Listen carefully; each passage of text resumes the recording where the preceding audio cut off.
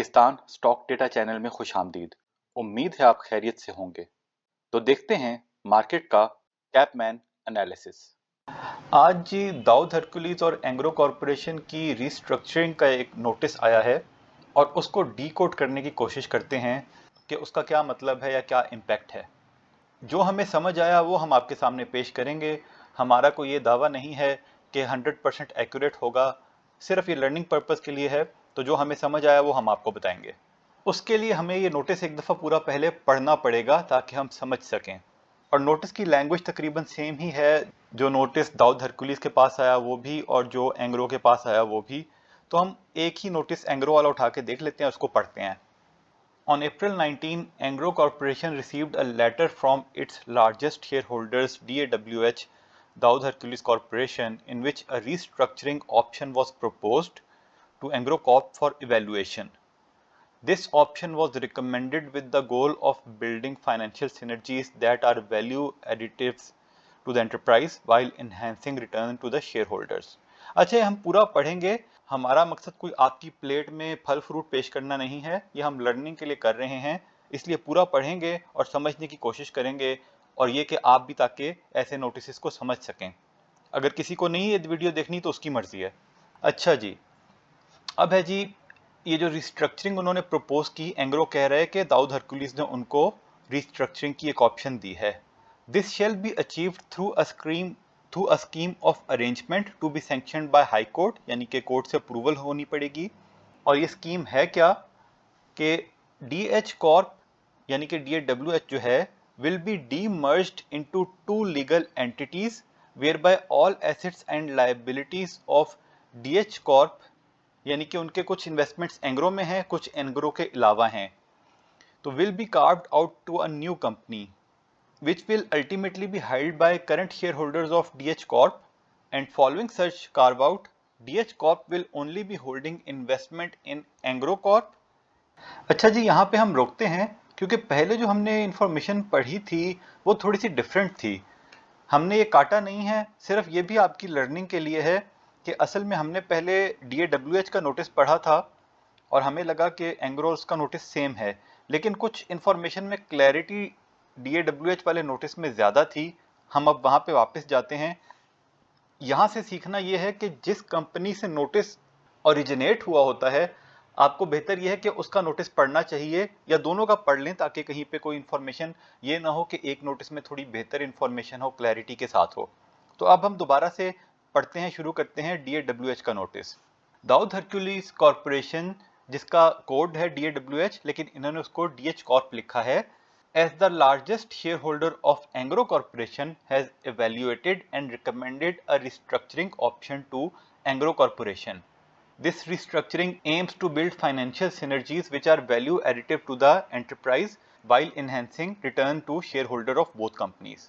To achieve this, management of DH Corp has proposed to Engro Corp a restructuring at the DH Corp Engro Corp level, यानी कि दोनों कंपनियों के level पे, through a court sanctioned scheme of arrangement whereby DH Corp demerges into two legal entities where all assets and liabilities of DH Corp other than its investment in Engro Corp are carved out into a new company, DH New Corporation, which will be held by the current shareholders of DH Corp, such that as a result of above carve out, DH Corp will only hold its investment in Engro Corp. The DH New Co resulting from the above carve out will also be listed in due course. यानी कि DAWH को दो हिस्सों में तकसीम किया जाएगा। एक एंग्रो, वो DH कॉर्प में रह जाएगी, उसके एसेट्स और लायबिलिटीज, और जो दूसरी इनकी इन्वेस्टमेंट्स हैं वो एक नई एंटिटी DH न्यू को में चली जाएंगी। उसके बाद क्या कहते हैं जी, shares in Engro corp held by the share holders of Engro corp, यानी कि Engro, other than DH corp, यानी कि एंग्रो में एक दाऊद हरकुलिस की होल्डिंग है और बाकी दूसरे शेयर होल्डर्स हैं, they will vest into DH Corp in exchange whereof such shareholders shall be issued shares of DH Corp, ensuring that their economic holding in Engro Corp remains proportionally unchanged. यानी कि एंग्रो के जो बाकी share holders हैं उनको DH Corp के shares issue कर दिए जाएंगे। इंपॉर्टेंट बात यह है कि इकोनॉमिक वैल्यू सेम रहेगी। Consequently, Engro Corp will become a wholly owned subsidiary of DH Corp. यानी कि एंग्रो के शेयर होल्डर्स के पास एंग्रो के शेयर्स नहीं रहेंगे, उनके पास डीएच कॉर्प के शेयर आ जाएंगे और एंग्रो एक प्राइवेट कंपनी प्रोबेबली बन जाएगी और मार्केट में डीएच कॉर्प रह जाएगी। आज डीएच कॉर्प के पास एंग्रो की 40% होल्डिंग है, रिस्ट्रक्चरिंग के बाद डीएच कॉर्प के पास एंग्रो की 100% होल्डिंग हो जाएगी, जिसमें 40% आज के शेयर होल्डर्स होंगे और 60% वो शेयर होल्डर्स होंगे जिनके पास आज की तारीख में एंग्रो के शेयर्स हैं। तो बात को फॉलो करने की कोशिश करें, अपनी तरफ से हम कोशिश कर रहे हैं कि आसान करके समझाएं। As part of the process, the management of DH Corp has also recommended a rebranding of DH Corp to Engro Holdings Limited, since the bulk of its capital flows are tied to Engro companies. यानी कि उसका नाम change हो जाएगा, DH Corp जो Dawood Hercules है उसका नाम Engro Holdings Limited हो जाएगा। The proposed restructuring aims to build synergies that enable the system of companies to allocate capital more effectively and enhance return to shareholders. This will allow the capital at play within the Engro system to be more productive, which has been detailed in the explanation below. तो ये कुछ आगे उसकी वो किस तरीके से चलेगा काम, उसकी कुछ डिटेल्स हैं जो आम शेयर होल्डर्स के लिए उतनी रेलेवेंट नहीं है। फिर आगे की कुछ इन्फॉर्मेशन हम स्किप करते हैं, पढ़नी चाहिए आपको भी। वो मतलब ओवरऑल इकोनॉमी की और सेक्टर की बात कर रहे हैं, वो वजह बता रहे हैं कि हम क्यों इससे बेनिफिट हासिल करेंगे, क्या होगा, कुछ वो इकोनॉमिक मैक्रो इकोनॉमिक की डिटेल्स वगैरह फोकस शिफ्टिंग के साथ। हमारे मुताबिक तो ये सिर्फ कहानियां हैं, क्योंकि आज की तारीख में भी जो ओनरशिप स्ट्रक्चर है, रीस्ट्रक्चरिंग के बाद भी ओनरशिप स्ट्रक्चर वही रहेगा। तो जो चीज़ें ये रीस्ट्रक्चरिंग करने के बाद कर सकते हैं वो आज भी करना चाहें तो कर सकते हैं। तो ये कहानियां सिर्फ, इस पे ज़्यादा तवज्जो ना दें। अब आगे देखें जी। Upon evaluation it has been concluded that the proposed restructuring benefit all share holders in the stake holders in the system. Firstly, Engro holding and Engro corp would collectively pursue capital productivity by building an internal market for capital that leads to investment in best opportunities, improving return of shareholders. Again हमारे ख्याल में आज भी हो सकता है, लेकिन देखें अगर इस तरह कोई बेहतरी आती है। Secondly, Engro Holdings investable capital for deployment would increase through complete ownership of Engro Corp. Again आज भी वही चीज़ है, 40% होल्डिंग DAWH के पास है और 60% माइनॉरिटी होल्डर्स के पास है। वही कह रहे हो, ये हमारे मुताबिक ये सिर्फ कहानियां हैं। ये थर्डली है, DH Corp's current shareholders would benefit through removal of its conglomerate discount. इसके बारे में हमें समझ नहीं है कि क्या कहना चाह रहे हैं। And lastly, Engro Corp's current shareholders who become Engro Holdings shareholders would continue to earn return on their indirect investment in Engro Corp through Engro Holdings. मतलब इस लाइन का, इस पैरा का मतलब ये है कि वो जैसे आज उनके लिए चल रहा है उनके लिए वैसे ही चलेगा, उनको कोई फर्क नहीं पड़ेगा, उनको कोई इससे मतलब कोई प्रॉब्लम नहीं होगी, उसी तरह चलता रहेगा ये सिलसिला। फिर आगे लिखा है कि बोर्ड ने अप्रूवल दे दी है इनके, तो अब आगे दोनों कंपनियों के बोर्ड्स उसको फर्दर एनालाइज करके फाइनलाइज करेंगे और जो भी इसकी लीगल रिक्वायरमेंट्स उसको देखेंगे। अच्छा, हमें जो ओवरऑल इस चीज़ का जो पर्पज़ एक मेन समझ आया है, वो एक मेन पर्पज़ यही है कि असल में इसके बारे में हमारा नॉलेज कम है, लेकिन कॉर्पोरेट ब्रीफिंग सेशन में ही उन्होंने बताया था। अब होता क्या है, इस पे हम पहले भी बात कर चुके हैं कि जैसे ईफर्ट है वो एंग्रो को डिविडेंड देता है तो उस पर टैक्स कटता है, फिर एंग्रो वो पैसे कटने के बाद जब अपने शेयर होल्डर्स को देता है डिविडेंड तो उस पर भी टैक्स कटता है। फिर जब दाऊद हरकुलिस जो कि एंग्रो का शेयर होल्डर है वो जब अपने शेयर होल्डर्स को डिविडेंड देता है तो उस पर भी टैक्स कटता है। तो ये एक प्रॉफिट पे बार बार टैक्स कटता है इस तरह। लेकिन अगर किसी एक कंपनी की दूसरी कंपनी में 100% होल्डिंग है तो वो टैक्स 2 मरतबा नहीं कटता। आज की तारीख में जब एंग्रो प्रॉफिट DAWH को देता है, यानी कि वो भी तो उनके शेयर होल्डर है ना, तो क्योंकि आज की तारीख में DAWH की एंग्रो में 100% होल्डिंग नहीं है, 40% होल्डिंग है, तो पहले उस डिविडेंड के ऊपर DAWH का कॉर्पोरेट टैक्स लगता है, या जो भी रेट है 15-20%, शायद वो रेट कम है, तो उसके ऊपर टैक्स कटता है और उसके बाद फिर वो अपने शेयर होल्डर्स को देते हैं पैसे, तो उस पर शेयर होल्डर्स का भी टैक्स कटता है। अब ये जो रिस्ट्रक्चरिंग जब होगी तो इसके बाद नई कंपनी होगी आज की तारीख में DAWH, और रिस्ट्रक्चरिंग के बाद एंग्रो होल्डिंग्स, तो उसकी एंग्रो कॉर्पोरेशन में भी 100% होल्डिंग होगी और इस तरीके से वो वहां से डबल या ट्रिपल टैक्सेशन को अवॉइड कर देंगे। यानी कि एंग्रो से जो पैसे मिलेंगे DAWH को, उस पर उन्हें टैक्स नहीं देना पड़ेगा। और इससे क्या होगा कि आज की तारीख में जितना डिविडेंड DAWH वाले अपने शेयर होल्डर्स को दे रहे हैं उसमें तकरीबन 15% तक का इंक्रीज आ जाएगा। तो ये एक ओवरऑल असल में इस पूरे प्रोसेस का जो पर्पस हमें समझ आया वो ये है कि उनका वहां पे टैक्स नहीं कटेगा, डबल टैक्सेशन जो है वहां पे वो अवॉइड हो जाएगी इस तरीके से, और जो शेयर होल्डर्स को पैसे बांटे जाएंगे उनमें थोड़ा सा इजाफा हो जाएगा। आगे बढ़ने से पहले बताते चलें, हम कोई बाय सेल कॉल नहीं देते, सिर्फ फंडामेंटल एनालिसिस करते हैं। फैसला सबने खुद करना है, क्योंकि मुनाफे में मौज अपनी अपनी और नुकसान में दौड़ अपनी अपनी। अब हम इन दो एंटिटीज का स्ट्रक्चर थोड़ा समझने की कोशिश करते हैं कि अभी क्या है और आगे क्या होगा। अब ये देखें यहाँ पे ना, दाऊद हरक्यूलिस आज जो है असल में उसके पास जो है एंग्रो की शेयर होल्डिंग है 40%, जिसमें उसने जो अमाउंट इन्वेस्ट की हुई है वो तकरीबन 23.3 बिलियन है, और जो बाकी उन्होंने इन्वेस्टमेंट्स को स्टॉक मार्केट में इक्विटीज में की हुई हैं वो है 7.9 बिलियन। यानी कि आप ये समझ लें कि दाऊद हरक्यूलिस की जो टोटल सरमायाकारी है, वो जो टोटल इनकी इक्विटी है वो 74% एंग्रो में है और 26% वो दूसरी इन्वेस्टमेंट्स हैं, और ये 23.3 बिलियन और 7.9 बिलियन मिला के बनते हैं 31.2 बिलियन। और उनकी एनुअल फाइनेंशियल स्टेटमेंट्स की बात कर रहे हैं, क्वार्टर वन रिजल्ट्स की बात नहीं कर रहे, ये इन्फॉर्मेशन हमने एनुअल फाइनेंशियल स्टेटमेंट से ली है। तो वहां पे उनकी जो इक्विटी आ रही है वो 28.5 बिलियन की है, यानी कि थोड़ा सा इसमें टैक्स का इनके पेबल्स होंगे, तो इनकी जो इक्विटी आ रही है वो 28.5 बिलियन है। तो अब दाऊद हरक्यूलिस क्या चाहता है कि ये जो एंग्रो वाला पोर्शन था उसका, इसको एक अलग एंटिटी बना दिया जाए, क्योंकि ये उसकी एसेट्स हैं, लाइबिलिटीज भी होंगी, इसी प्रोपोर्शन से लाइबिलिटीज को डिस्ट्रीब्यूट कर लेंगे, तो एंग्रो होल्डिंग हो जाएगा, ये एक नई एंटिटी बना दी जाए, और दूसरी जो इन्वेस्टमेंट्स हैं उसको डीएच न्यू को के नाम से एक अलग एंटिटी बना दी जाए, और आज की तारीख में दाऊद हरक्यूलिस के जो शेयर होल्डर्स हैं उनके दोनों में शेयर्स हो जाएंगे, तो उनकी उस तरह वैल्यू पे कोई फर्क नहीं आएगा। और यहाँ से इंपॉर्टेंट इंफॉर्मेशन ये है कि आज की तारीख में दाऊद हरक्यूलिस की बुक वैल्यू है वो 44 रुपए है एंग्रो होल्डिंग के हवाले से, और न्यू कॉर्पोरेशन के हवाले से देखें तो 15 रुपए है, यानी कि टोटल इसकी 59 रुपए की बुक वैल्यू बनती है। और मार्केट वैल्यू का जैसे आपको पता है कि आज 163 रुपए पेपर हुआ, तो मार्केट वैल्यू का अगर ब्रेकअप करें तो एंग्रो के पोर्शन की उसकी मार्केट वैल्यू बनती है 122 रुपए, जो कि बुक वैल्यू से ज्यादा है, और जो डीएच न्यू कॉर्प के हवाले से जो उसकी मार्केट वैल्यू बनती है वो 41 रुपए है। लेकिन जो कंपनी जिसकी फर्दर इन्वेस्टमेंट्स हों, अगर कल को कोई इसे बेचने जाए तो इसकी मार्केट वैल्यू कम से कम इसकी कंसोलिडेटेड बुक वैल्यू जितनी होनी चाहिए, क्योंकि इसकी दूसरी इन्वेस्टमेंट्स भी तो हैं।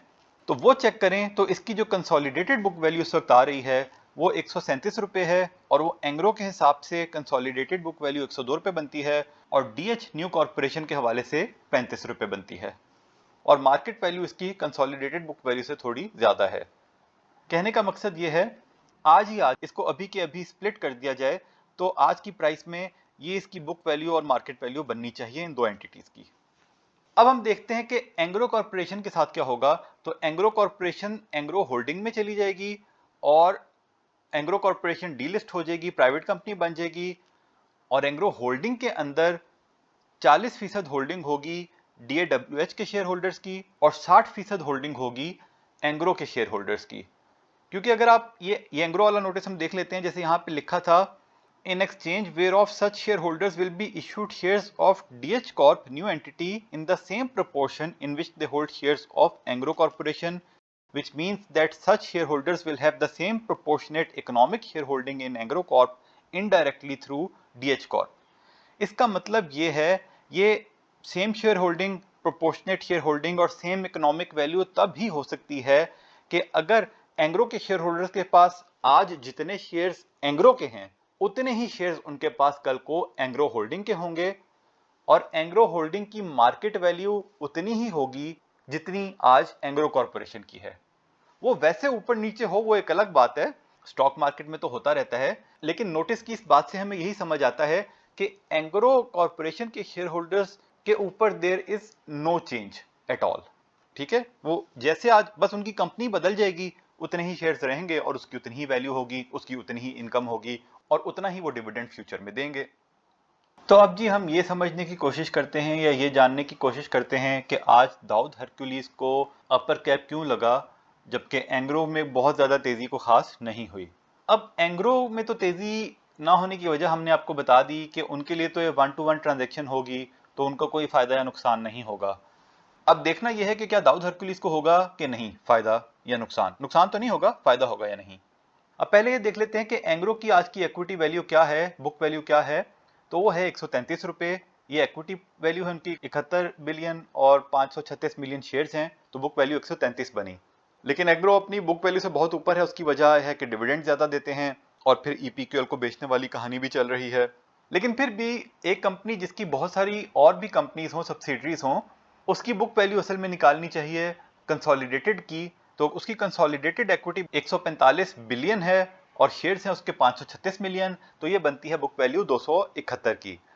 अच्छा, इसकी आप थोड़ा सा टेक्निकल हो जाएगा लेकिन फिर भी समझाने की कोशिश करते हैं कि इसकी कंसोलिडेटेड जो बुक वैल्यू आ रही है वो ज्यादा है, 225 बिलियन है शायद, लेकिन उसमें नॉन कंट्रोलिंग इंटरेस्ट को निकालना होता है। असल में होता क्या है कि अगर किसी कंपनी की दूसरी सब्सिडरीज हैं तो जरूरी नहीं कि हर सब्सिडरीज में उनकी 100% होल्डिंग हो। जैसे इनकी ईपीक्यूएल में होल्डिंग है 68% और 32% ईपीक्यूएल में जो होल्डिंग है वो एंग्रो की नहीं है। अब जब कंसोलिडेटेड अकाउंट्स बनते हैं तो आपने तमाम सब्सिडरीज की 100% एसेट्स और लायबिलिटीज लिख के उनकी इक्विटी वैल्यू निकालनी होती है और फिर उसमें से जो सब्सिडरीज का वो पोर्शन होता है जो पेरेंट कंपनी का नहीं है उसको निकालना होता है। यानी कि एंग्रो, ईपीक्यूएल और तमाम सब्सिडरीज को जब इन्होंने कंसोलिडेट किया तो उनकी इक्विटी बनी 225 बिलियन या जितनी भी आ रही है उधर, अब हमें इस वक्त एग्जैक्टली याद नहीं है। लेकिन उसमें से अगर वो पोर्शन निकालें जो एंग्रो के शेयर होल्डर्स का नहीं है तो निकालने के बाद जो इक्विटी बनती है वो है 145 बिलियन। या यूं समझें कि आज अगर एंग्रो ग्रुप को ही बेच दिया जाए तो एंग्रो के शेयर होल्डर्स के लिए उसकी बुक वैल्यू हम वो लेंगे तो वो आती है 271 रुपए। लेकिन अगेन ये अपनी बुक वैल्यू से ऊपर ट्रेड कर रहा है क्योंकि डिविडेंड देते हैं और इसकी ईपीक्यूएल को बेचने वाली कहानी भी चल रही है, तो वो एक अलग कहानी होती है।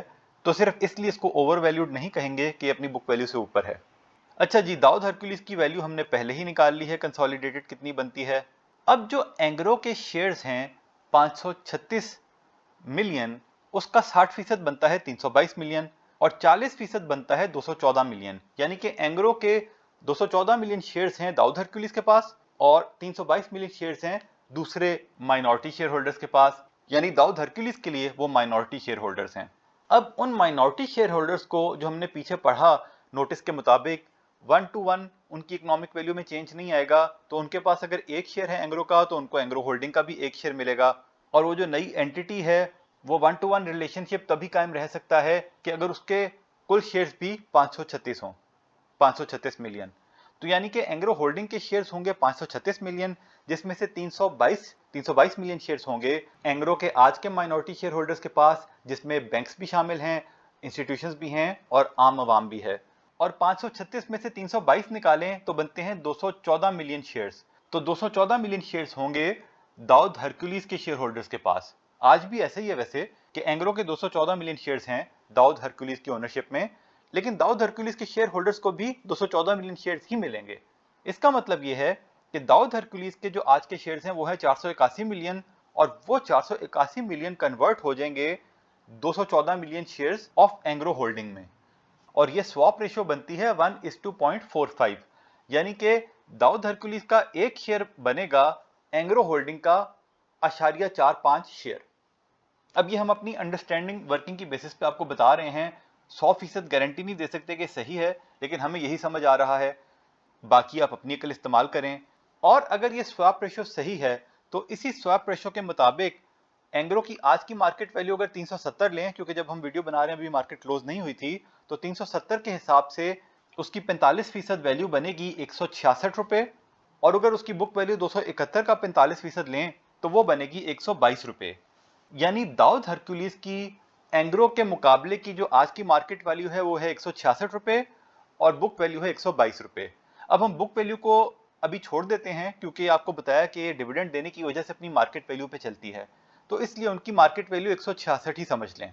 और अगर मुस्तकबिल में एंग्रो की वैल्यू 400-420 तक चली जाती है तो इसी प्रोपोर्शन से आप दाऊद हरकुलिस की इक्विवेलेंट वैल्यू निकाल सकते हैं, 45% उसकी निकाल के। अब दाऊद हरकुलिस की वैल्यू देखें तो 166 के मुकाबले में 163 कोई खास फर्क तो नहीं है, लेकिन आज उसको अपर कैप लग गया। अब उसकी वजह यह है, एक तो इतनी तफसील की वर्किंग हर एक के पास अवेलेबल नहीं है, हर एक को इसकी समझ भी नहीं होगी। और दूसरी रीजन ये होती है, आपको पता ही है मार्केट में स्पेकुलेशन चलती है, क्योंकि दाऊद हरकुलिस के शेयर्स जिनके पास हैं उनके पास हो सकता है ये वर्किंग हो, लेकिन उनको पता है कि पब्लिक को नहीं पता कि ये वर्किंग है या उसकी वैल्यू इक्विवेलेंट क्या बनेगी। तो वो उसको मार्केट में हो सकता है 3-4 कैप्स लगा दें, स्पेकुलेशन की बेस पे उसकी वैल्यू बहुत ऊपर ले जाएं। हो सकता है बहुत से लोग ये समझना शुरू कर दें कि दाऊद हरकुलिस को एंग्रो होल्डिंग्स के 1-to-1 शेयर मिलेंगे। लोगों को तो नहीं इस बात की समझना, तो हो सकता है इस स्पेकुलेशन की बेसिस पे वो इसकी वैल्यू काफी ऊपर ले जाएं, 2-3 कैप्स लगा दें, और जब लोग वहां पे खरीदेंगे तो फिर जो बड़े प्लेयर्स हैं वो बेच के निकल जाएंगे, फिर इसकी वैल्यू नीचे आ सकती है। तो उसी हिसाब से हमें नहीं लगता कि इस रेट पे दाऊद हरकुलिस के शेयर्स को खरीदना यहाँ पे बनते हैं, बल्कि जिनके पास पहले से उनकी होल्डिंग है तो वो उनको होल्ड कर सकते हैं, और जहां पे जाके इसका कैप खोले और पता लगे कि अब गिरावट आ रही है, सेलिंग ज्यादा आ गई है, वहां पे वो चाहें तो अपने शेयर्स कुछ बेच दें। हमारे पास इसके थोड़े से शेयर्स हैं और हमने भी यही सोचा है कि कैप अगर कल खुल गया तो हम कल थोड़े से बेच देंगे और कुछ को हम होल्ड कर लेंगे, क्योंकि हमने तो थोड़ा सा इसको लॉन्ग टर्म में होल्डिंग के लिए रखा था। और अगर 2-3 कैप लग गए तो जिस दिन भी कैप खुला हम उस दिन बेच देंगे कुछ शेयर्स। लेकिन ओवरऑल जो हमें समझ आया वो हमने इस नोटिस से आपकी खिदमत में अर्ज कर दिया है। बाकी आप खुद समझ लें कि आपको ये चीज़ सही लग रही है वर्किंग, तो उस हिसाब से अपना फैसला कर लें। शेयर कौन सा ऊपर जाता है नीचे तो अलग कहानी होती है। बहरहाल ये जो वर्किंग हमें समझ आई वो हमने आपकी खिदमत में पेश कर दी है। ये सारा डेटा हमने PSX की साइट से लिया, आप खुद वैलिडेट करें फिर अपना फैसला करें। याद दहानी करवा दें कि बाय सेल कॉल नहीं थी, वजह पहले बता चुके। तज्जिया पसंद आया तो शेयर, लाइक, सब्सक्राइब करें, बेल आइकॉन पे क्लिक करें। खुश रहें और अपने अमल पे तवज्जो दें। अल्लाह के हवाले।